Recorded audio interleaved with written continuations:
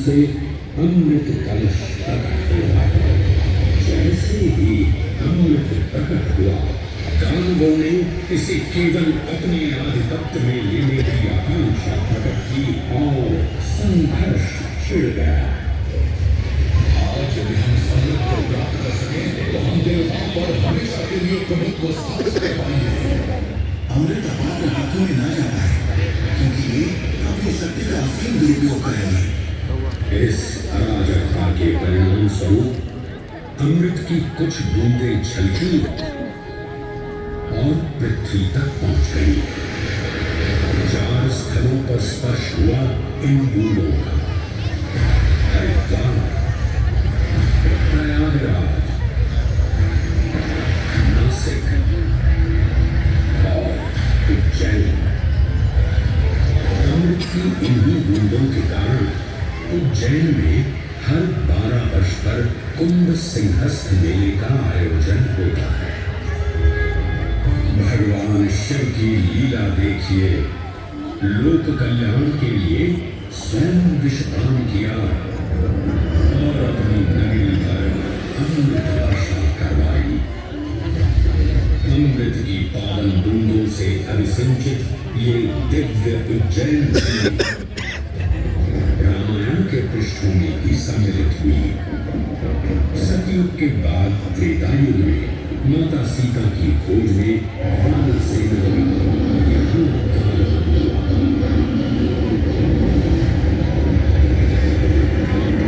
समय की इस यात्रा के माध्यम से अब प्रवेश करते हैं वाल्मीकि रामायण के किष्किंधा कांड में। जब वानर राजा सुग्रीव अपने युद्ध पतियों से सभी प्रमुख स्थानों पर जाने के लिए कहते हैं और उन्हें अवंती नगर यानी उज्जैन जाने का आदेश देते हैं। मेखला, उत्कल के क्षेत्र, दशरथ के नगर, आग्रवंती, अवंती और विदर्भ के राज्य, साथ ही माहिष्का के आकर्षक राज्य में भी पूरी तरह से खोजना होगा। एक युग भगवान विष्णु के राम अवतार से संयुक्त और अगला युग उन्हीं के एक और दिव्य अवतार से संघर्ष होना, ये अद्वितीय संगम केवल उज्जैन में ही संभव था। परंतु एक क्षण ठहरिए और ध्यान से सुनिए। ये है महाकाल के 1008 दिव्य नाम। हाँ, मैंने काल चक्र को परिवर्तित कर दिया है और अब द्वापर युग का शुभारंभ हो चुका है। विस्मय पूर्ण हो जाएगी ये जानकर कि महाकाल के इन नामों को स्वयं भगवान श्री कृष्ण ने रचकर पिरोया था। महाकाल सहस्रनामावली की ये अद्भुत रचना उस समय की है जब योगेश्वर कृष्ण, उनके मित्र सुदामा और शेषावतार बलराम ने अवंती नगरी में स्थित संदीपनी ऋषि के आश्रम में वेद, वेदांत दर्शन और शस्त्र विद्या की शिक्षा ग्रहण की। कहते हैं कि भगवान श्री कृष्ण को अवंती ने ऐसा मंत्रमुग्ध कर दिया कि यहाँ 64 दिनों तक रुककर विद्याएं और 14 कलाओं का ज्ञान। केवल 3 घंटे का शो है, ज़्यादा का नहीं। 15 मिनट हो चुका है। उज्जैन का संबंध महाभारत से भी जुड़ा हुआ है। इस महान महाकाव्य के वन पर्व में उल्लेख किया गया है कि महाकालेश्वर मंदिर में स्थित कोटितीर्थ जल का स्पर्श मात्र करने से अश्वमेध यज्ञ के समान फल प्राप्त होता और फिर परिवर्तन की इस अनवरत धारा में एक नई कहानी लिखी। उज्जैन में उदय हुआ मौर्य वंश का। सम्राट बिंदुसार ने अपने पुत्र अशोक को उज्जैन का राज्यपाल बनाया और समय के साथ अशोक के शासनकाल में धर्म का विस्तार हुआ। मौर्य वंश के पश्चात विभिन्न राजवंशों, सम्राटों और नरेशों ने उज्जैन की सेवा की। उनमें से प्रमुख मालवागण और फिर गुप्त वंश ने यहाँ राज कर इसके वैभव में वृद्धि की।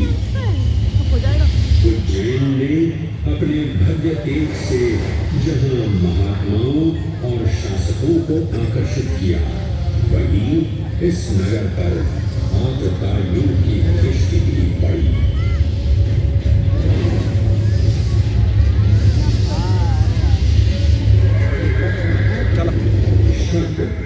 मध्य एशिया की खानाबदोश जनजाति थी, थोड़ा सा लो। जिन्होंने उत्तर पश्चिमी और मध्य भारत के कुछ हिस्सों पर आक्रमण कर अपना शासन स्थापित किया।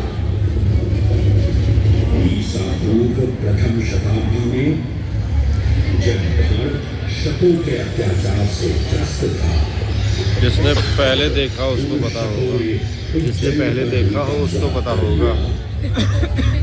और फिर उज्जैन में उदय हुआ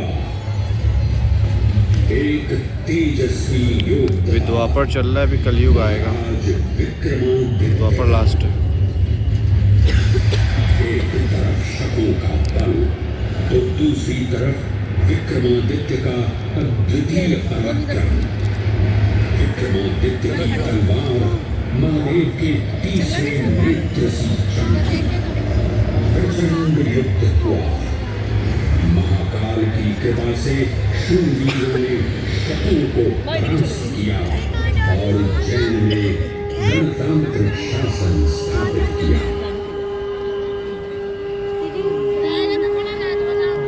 देखना है क्या? हाँ, आ दो।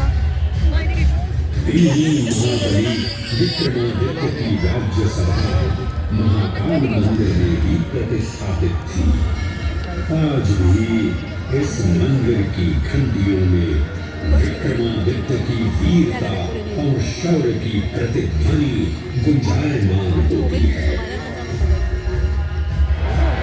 राजा विक्रमादित्य और शकों के मध्य हुए युद्ध में उज्जैन को कालचक्र से अभिन्न रूप से जोड़ दिया, क्योंकि जिस दिन उनको विजय प्राप्त हुई, उस गौरवशाली उपलब्धि के सम्मान में एक नवीन पंचांग का शुभारंभ किया गया, विक्रम संवत पंचांग। आज भी कई हिंदू पर्व और धार्मिक अनुष्ठान विक्रम संवत पर आधारित है।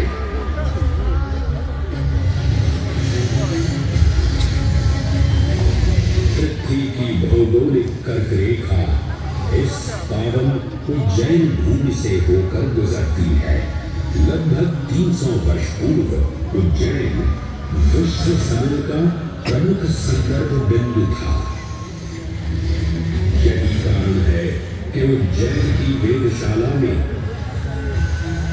वराहमिहिर, आदित्यदास, ब्रह्मगुप्त, आर्यभट्ट और भास्कराचार्य जैसे महान विद्वान अनुसंधान और अध्ययन में तल्लीन रहते थे।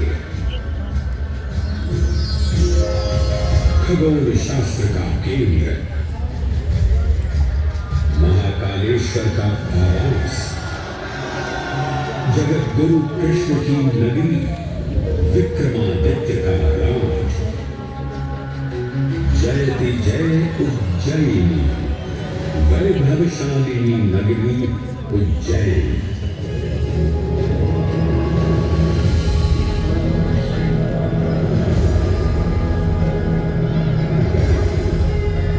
श्वासों को शिव मंत्र से अलंकृत कर, मन को भाव की गंगा से निर्मल कर, योग ही उज्जैन में महादेव की शरण लेता है उसका कल्याण होना निश्चित है।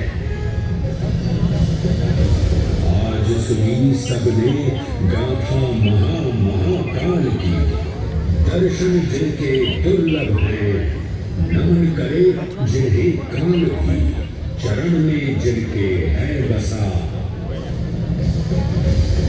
ये समस्त संसार कभी नहीं देखा होगा धरती पर ऐसा चमत्कार।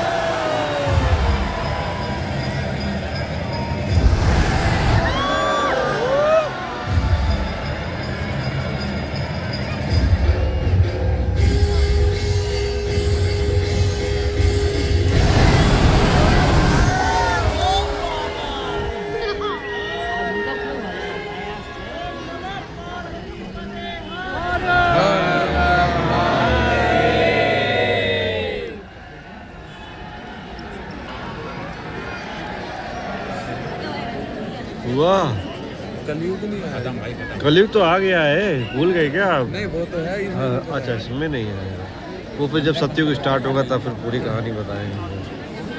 चले चलो शट डाउन हो गया। आओ चलो भी घर चलो, घर चलो, घर चलो, घर चलो, घर चलो, घर चलो।